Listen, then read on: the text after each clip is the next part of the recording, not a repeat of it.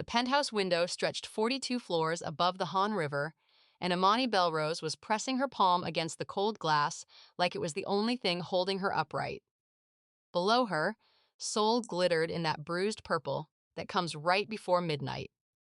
Behind her, three men in tailored black suits stood with their hands folded, waiting. And in front of her, sitting in a velvet armchair with a glass of barley tea balanced on his knee, was Dohyun Sa, the man half the city whispered about, the man whose name made hardened detectives suddenly remember they had paperwork to file. He was looking at her like she was the only real thing in the room. "You don't have to say yes tonight," Dohyun said quietly. His English carried the soft edges of a man who'd learned it late but loved it deeply. "But if you say no, I cannot protect your daughter past sunrise." Imani's hand drifted to the photograph in her pocket. Zuri, age 6, missing two front teeth, holding a popsicle that was melting down her wrist. Her baby.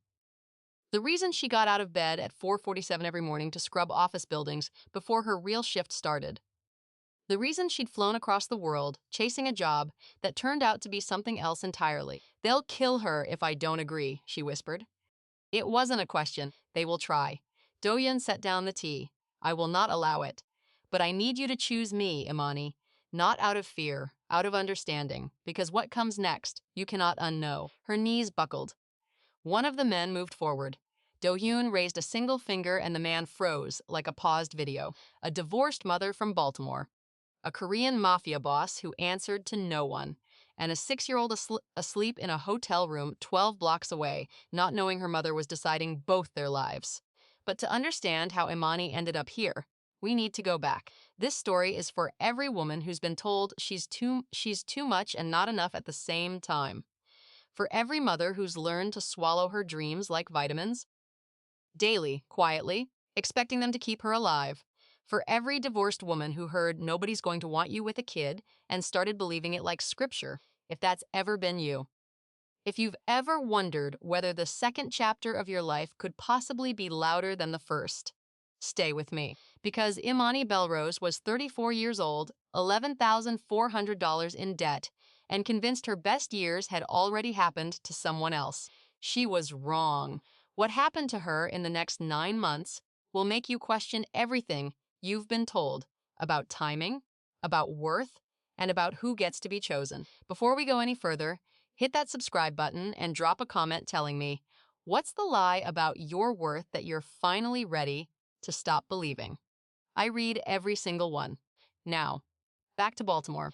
Imani's morning started in the dark, 4:47 a.m. to be exact. She'd timed it down to the minute because every wasted second cost her sleep she couldn't afford.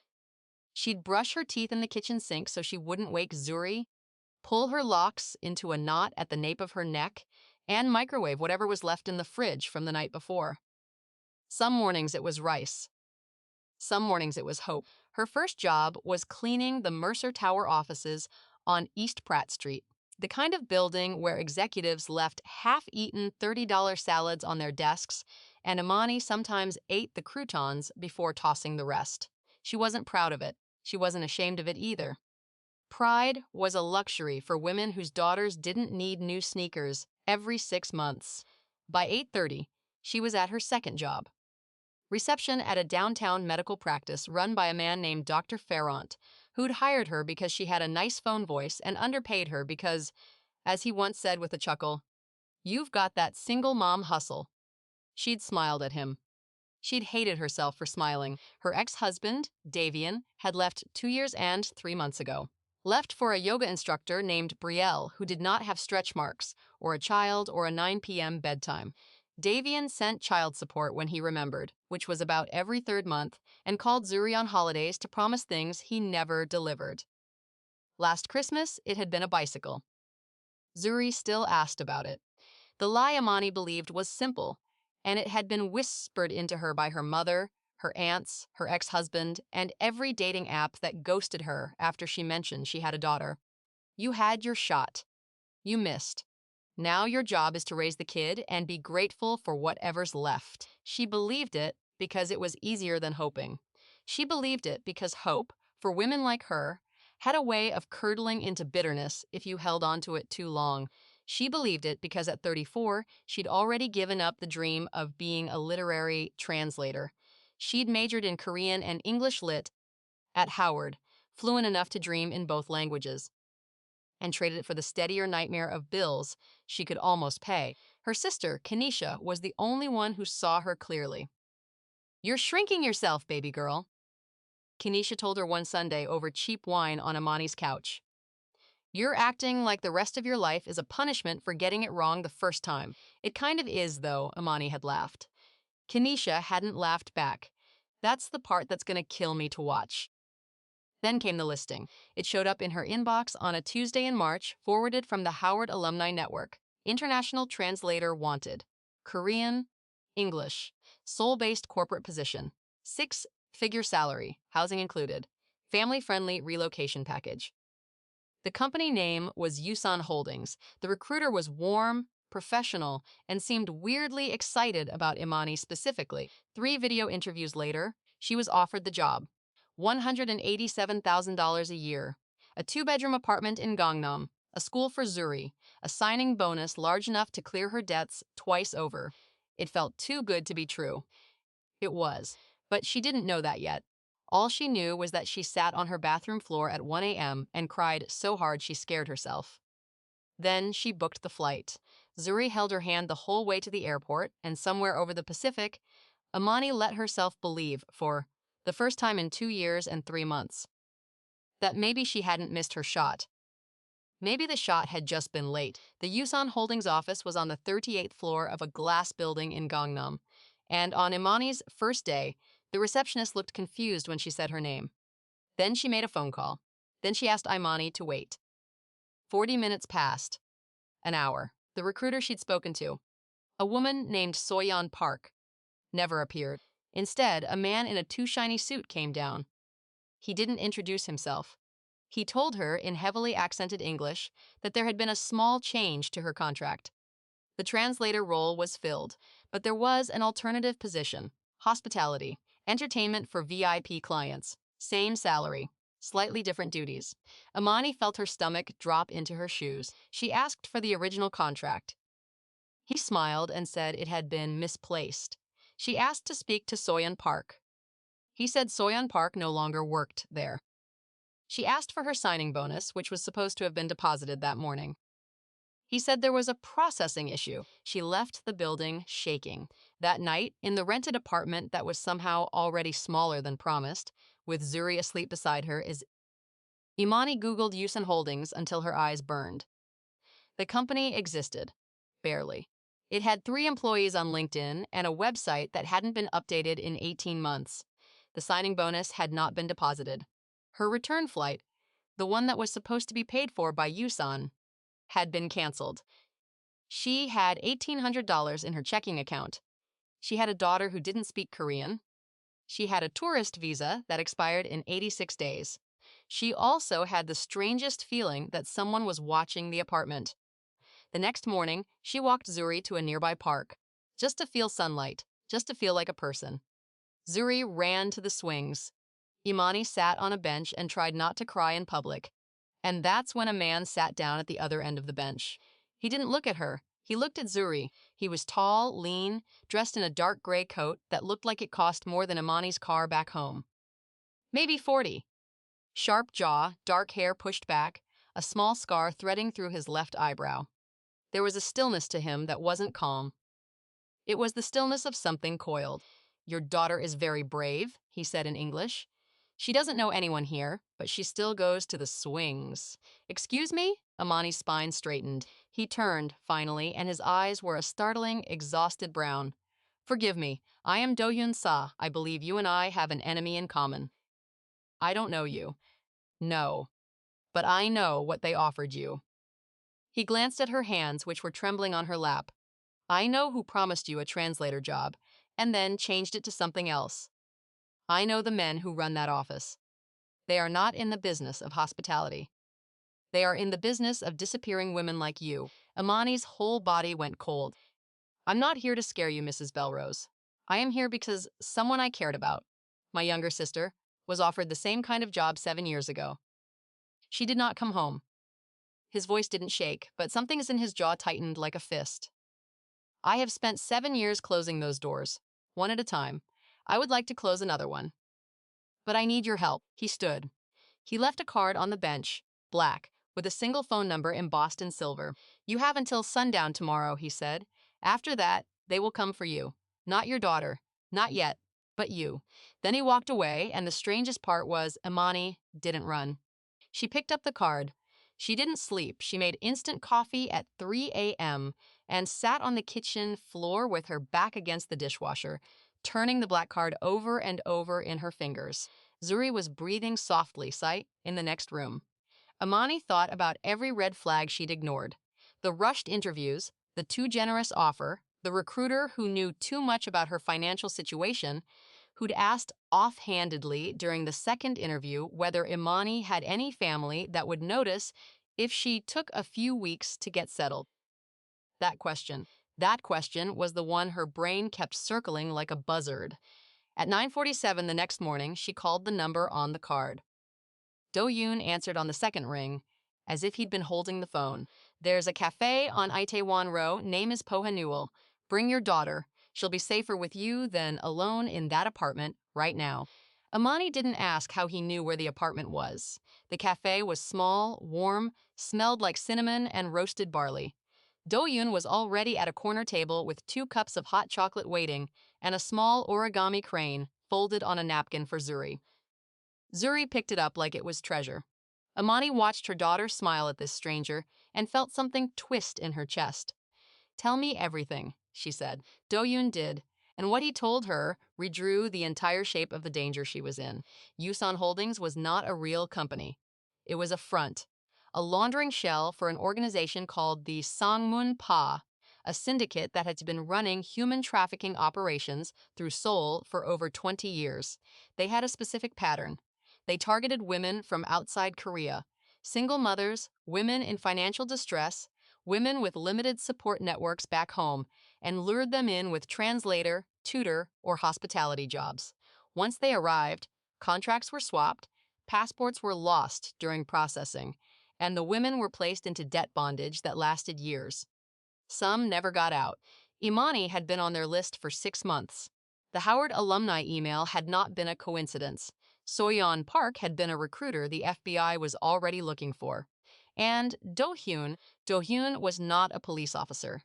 Dohyun was not an NGO worker. Dohyun was the head of the Wagaidan, an old-blood Korean organization that had once been everything the Sangmun Pa was now, but had reformed 2 decades ago under Dohyun's father, and which Dohyun himself had spent the last 7 years using to dismantle his rivals from the inside. I am not a good man, Mrs. Belrose, he said evenly, watching her face. I have done things you would not forgive me for, but my sister was 19 years old, and she was clever and bright and wanted to be a veterinarian. And they took her, and I never saw her again. So I do not let women disappear when I can stop it. That is the only kindness I can claim. Why are you telling me this? Imani whispered. Why not just help me get home? Dohyun's eyes flickered.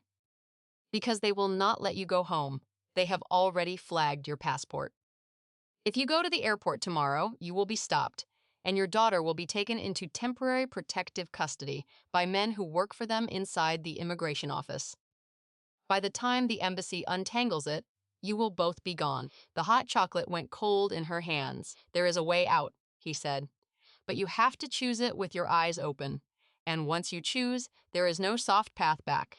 Zuri was unfolding and refolding the paper crane. Imani looked at her daughter and the lie she'd believed for 34 years. You had your shot, you missed. Be grateful for the leftovers. Cracked clean in half. She wasn't going to be grateful for leftovers anymore.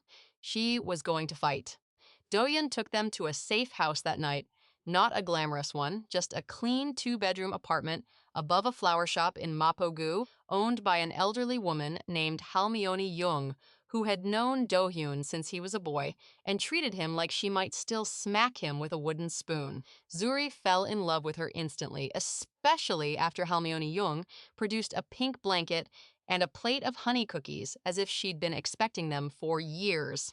In the kitchen, after Zuri was asleep, Dohyun laid the choice out clean. I can offer you 3 things, he said. He was pouring tea and his hands were very steady. First, protection. As long as you are with my organization, the Sangmunpa cannot touch you or your daughter. Second, evidence. I have spent 2 years gathering documentation of their operation, names, transactions, witness accounts, video files. It is enough to bring federal indictments through both the Korean prosecutors and the FBI's task force on transnational trafficking. Third, voice. You speak Korean fluently. You can read documents that my American contacts cannot. You can testify in both languages. With your help, this case stops being one I am trying to whisper into the ears of officials and starts being one a courtroom cannot ignore. And what do you want from me? Imani asked. Cooperation, honesty, and patience, because this will take months, not days. I am offering you tools, Mrs. Belrose. I am not offering to rescue you. The distinction landed like a hand on her shoulder. She'd spent 2 years waiting to be rescued, waiting for Davian to come back, waiting for a job to lift her up, waiting for someone to walk into her life and announce that her suffering had been a mistake, and now her real life could start. Dohyun was telling her, plainly, that no such person existed. What existed was a hammer. He was offering her the hammer. What's the risk? She asked. Honest answer? You may be hurt. You may be killed. They have already killed people for less than what we are about to do to them. I will put my organization between you and them, and we are not small, but we are also not a fairy tale. Some nights you will be afraid. Some nights I will not be able to promise you tomorrow. If that is too much, I will help you get home through a route that will take 3 weeks, but will keep you alive. There is no shame in that path. And Zuri will be at Halmioni Jung's during operational hours. She will be guarded by women who used to work in my mother's household, who I trust with my own life. She will not see anything she cannot unsee. Imani sat with it. She thought about Baltimore, about cleaning Mercer Tower at 5 a.m., about Dr. Ferrant's chuckle, about Davian's missing bicycle, about every dating app that had ghosted her, about the quiet voice that had been telling her, for 2 years and 3 months, that this was the rest of her life. What's the partnership look like? She asked. Between you and me. I'm not signing anything where you own me, and I'm not pretending you saved me. If we do this, we do it as people who chose each other for the work. For the first time, Dohyun smiled. It was small. It was real. Eek equals. In the work equals. I will not lie to you. I will not move pieces around you without your knowledge. If you tell me to stop, I will stop. The only thing I ask is that if I tell you to run, you run, and we discuss the why later. And after, she pressed, when this is done, what do you want from me after? His eyes held hers, and for the first time she saw something in them that wasn't strategy or grief. I do not know yet, he said quietly. I would not insult you by pretending I do. She believed him. She extended her hand across the table and he shook it, and his palm was warm and rough and steady, and she felt for the first time in longer than she could remember. Chosen. Not rescued. Chosen. Then let's burn their house down, Imani said.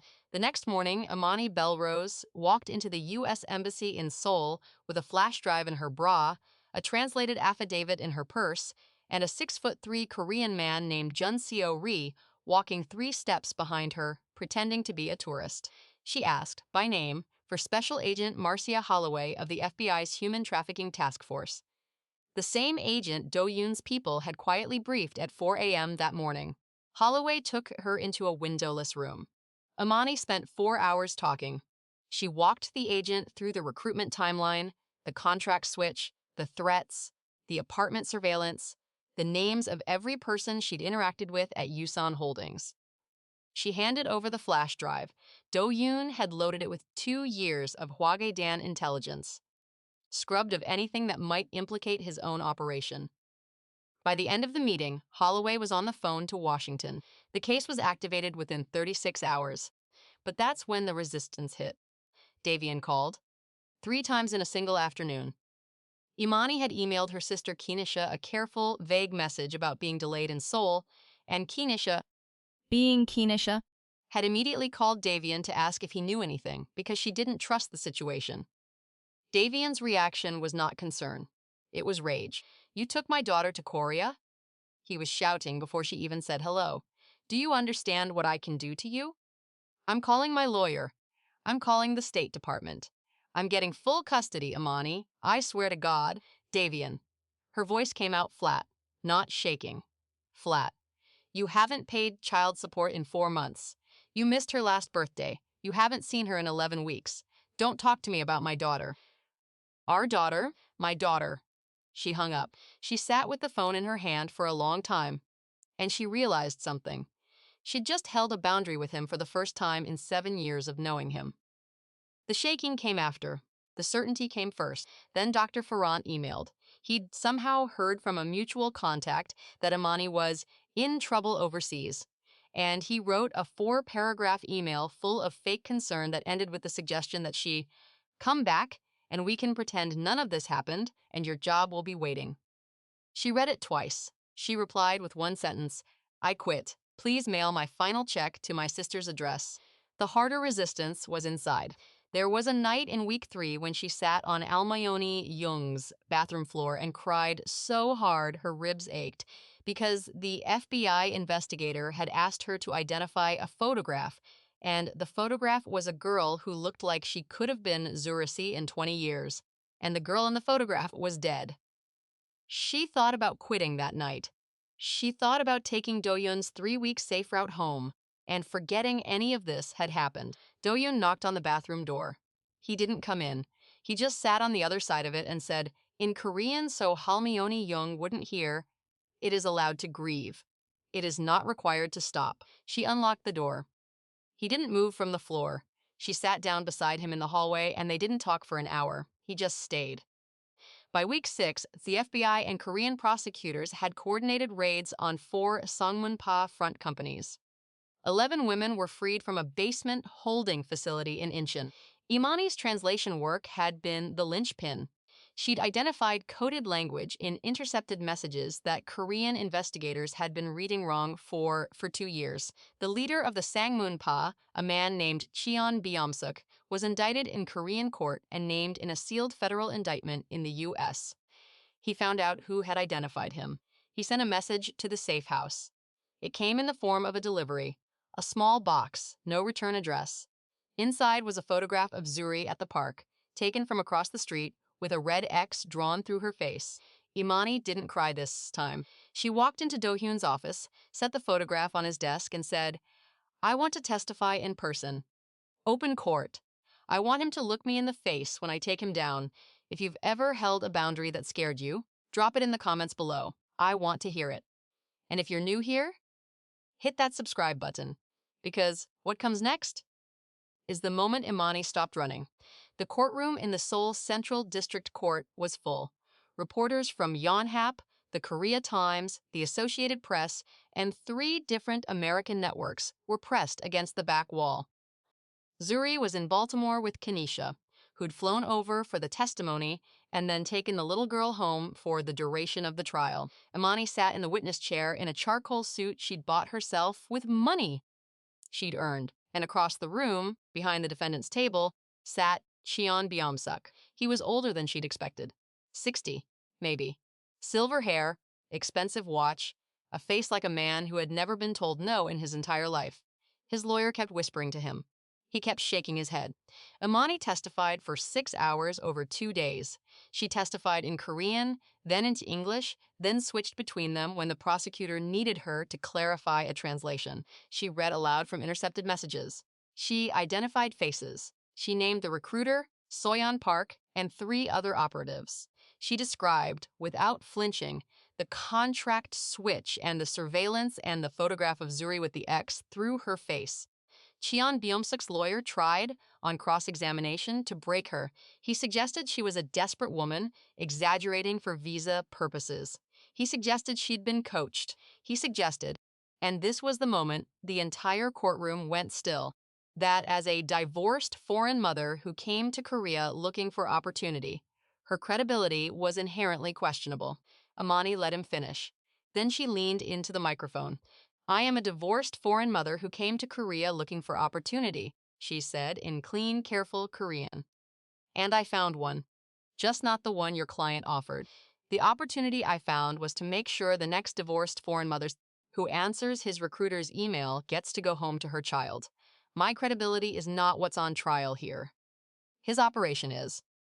And every woman in that basement in Incheon, every family that got their daughter back last month, every name on that flash drive. They're my credibility. Ask them. The courtroom did not erupt. Korean courtrooms don't. But the silence that followed had a weight to it, and the prosecutor allowed himself the smallest smile.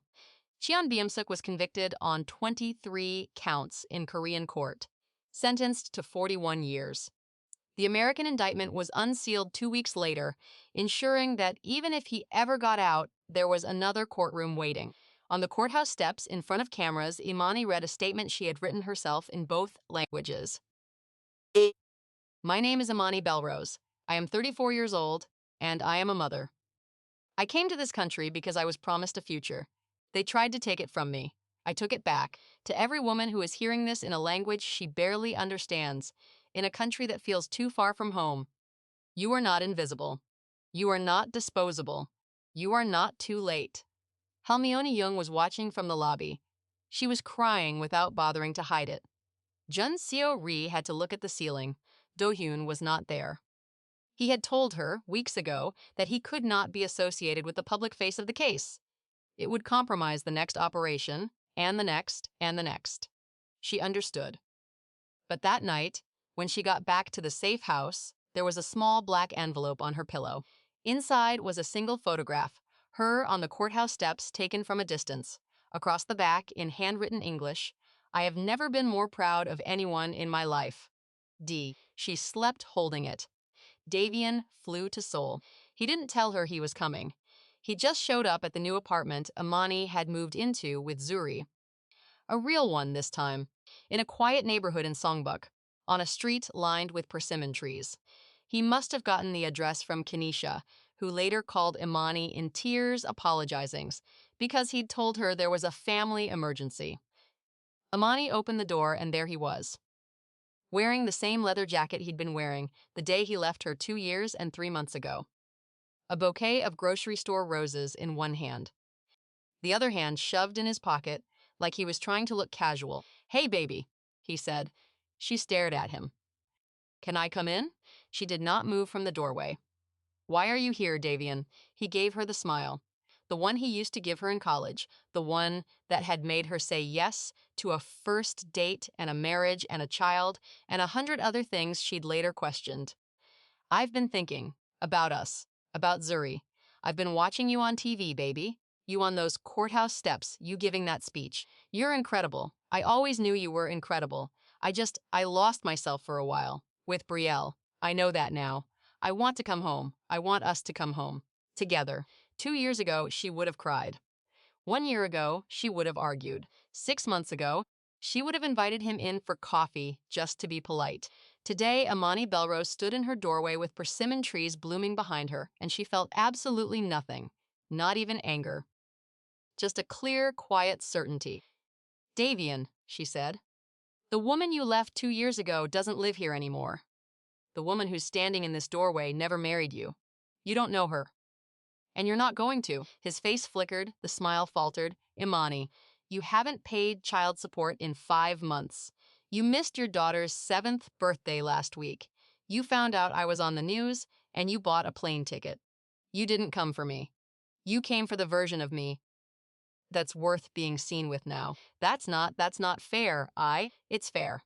Her voice didn't rise. It didn't have to.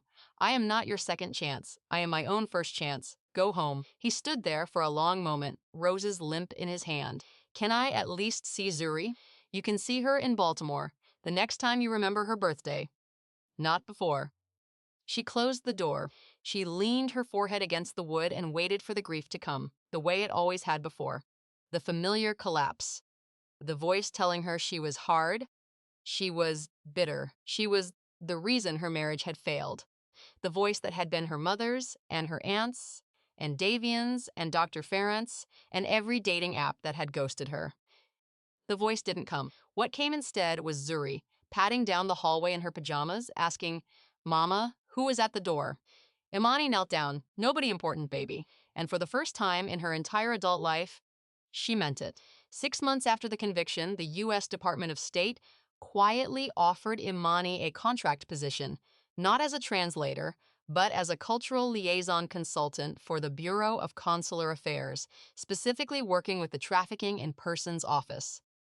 Her job was to help train consular officers in Seoul, Manila, and Lagos on how to spot fraudulent recruitment patterns, how to interview women who'd been lured the way she had, how to read the language of a setup before it became a tragedy. The salary was $142,000. It was less than Yusan Holdings had pretended to offer her. It was real. She accepted on the condition that she could base out of Seoul and travel as needed. They agreed within a week. She moved Zuri into a bilingual elementary school, where her daughter began chattering in Korean within 4 months and started correcting Imani's grammar within 6. She paid off the $11,400 of debt she'd carried out of Baltimore. Then she paid off Kenisha's car. Then she opened a savings account for Zuri's college fund and put the first $1,000 in it on Zuri's 8th birthday. She did not buy designer anything.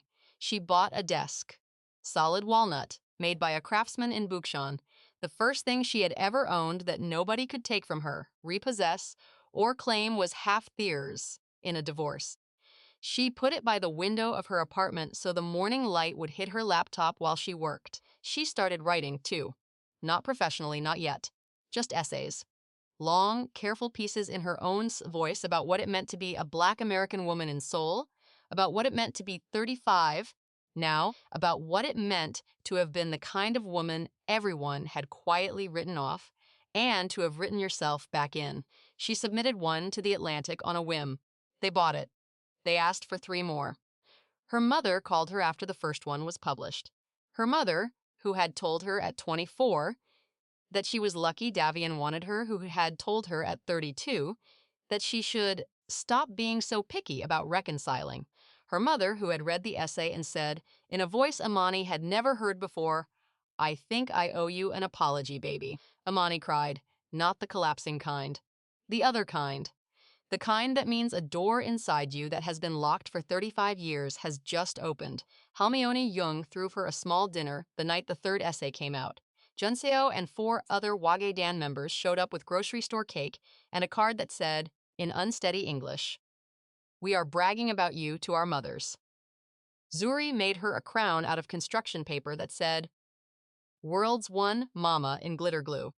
She wore it the whole night. That night, after Zuri was asleep, Imani stood at her window and looked out at the persimmon trees and thought, I did this, not Dohyun, not the FBI, not the universe deciding to be kind.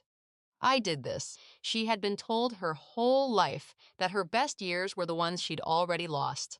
She'd just lived a better year than any of them. She and Dohyun were careful with each other. They had not become anything official. They had become something quieter and, she suspected, more durable. Dinner once a week at the same small restaurant in Insadong where the owner didn't ask questions. Long walks along the Cheonggyecheon stream when Zuri was at a sleepover. A slow, patient correspondence in handwritten notes that they exchanged through Junseo because Dohyun did not trust phones. He had told her 3 months after the trial that he was stepping down from active operational leadership of the Hwage Dan. He was 41 years old, and he had spent 20 of those years inside a world that had cost him a sister and most of his ability to sleep through the night.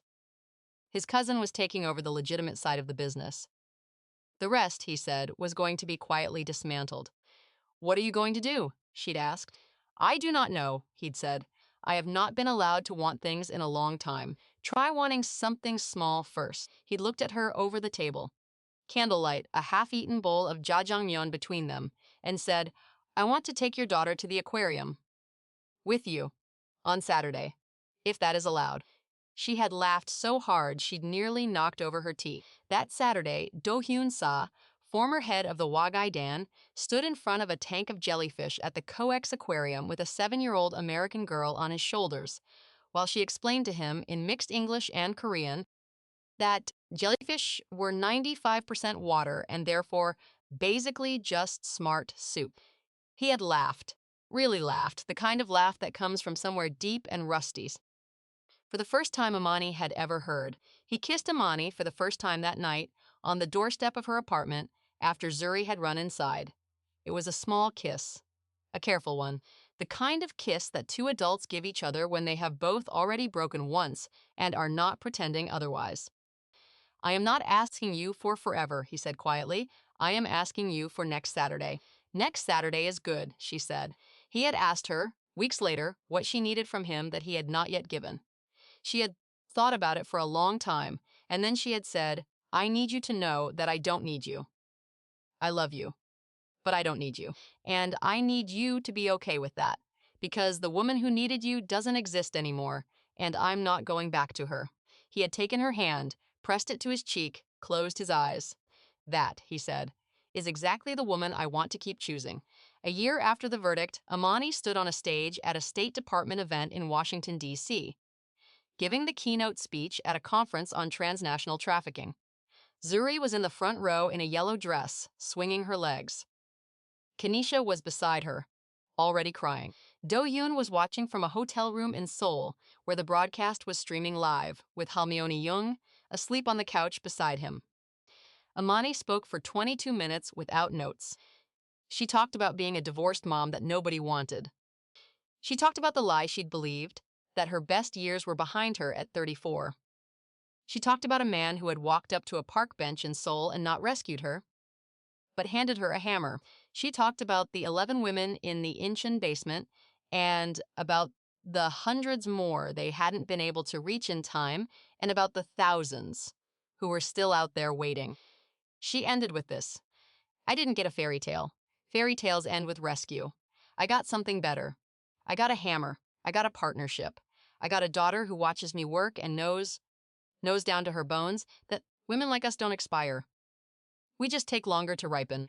The room rose to its feet. If this story moved you, if you saw yourself in any part of Imani's journey, the divorced part, the doubting part, the rebuilding part, the choosing yourself part, do me a favor. Drop a comment below telling me which moment hit you hardest. Share this with the woman in your life who needs to hear it. And subscribe, because next week we're telling the story of another woman the world tried to write off, and how she rewrote herself instead. Imani Belrose didn't get a fairy tale ending. She got something better. She got herself back.